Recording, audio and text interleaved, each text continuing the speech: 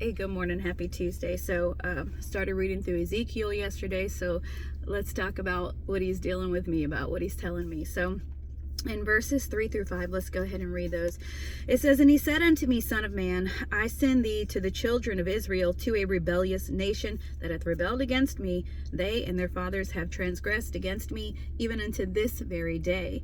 For they are impudent children and stiff-hearted. I do send thee unto them, and thou shalt say unto them, Thus saith the Lord God, and they, whether they will hear or whether they will forbear, for they are a rebellious house, yet shall know that there hath been a prophet among them." All right, so God comes to Ezekiel and he's like, all right, this is what I want you to do. And what's your response going to be to what I've called you to, what I've commissioned you to? And I can imagine some thoughts that Ezekiel might have, like, what do you mean they're impudent and stiff-hearted? That means that they're like obstinate and stubborn, right? Sin is as the rebellion.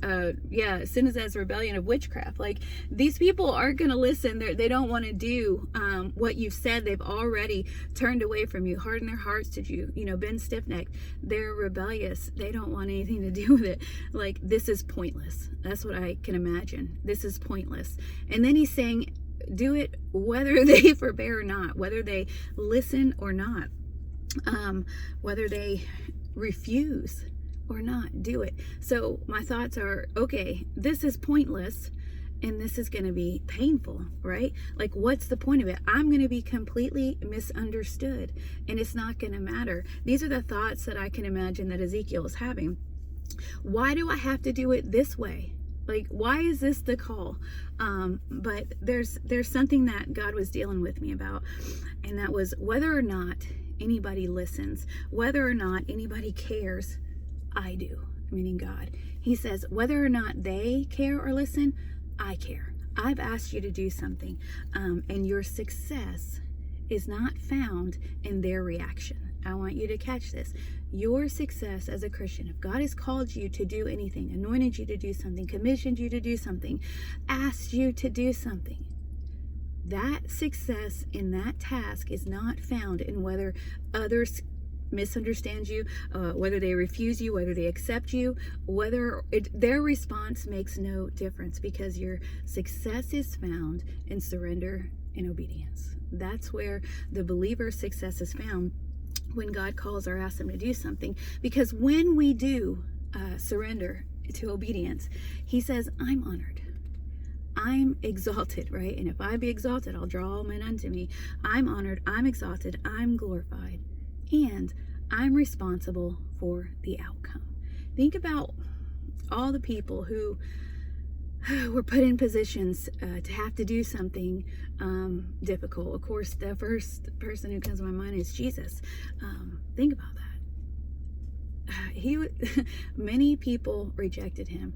Everyone, the entire world, the past, the present, the future, had sinned, and he was going to pay for the sins for all those people. He's one example. Think about Moses. Like, they didn't want nothing to do with him multiple times. They were ready to stone him. Think about Joseph. Think about Mary, the mother of Christ. Like, this young girl, right? She's pregnant, she's unwed. Like, think about the things that she had to endure. Why are you calling me to this? I'm gonna be misunderstood. Why would you ask me that? The Mary that broke the alabaster box and poured it that oil on Christ. Like, why'd she do this? That could have been sold and given to. If God asks you to do something, surrender and obedience. Don't worry about being misunderstood. Don't worry about if it's pointless, if it's painless, if people are going to respond correctly. God did not call you to their response. He called you to your response. So the outcome is not of you. You're not doing it for the outcome. You're doing it for the Lord. So what?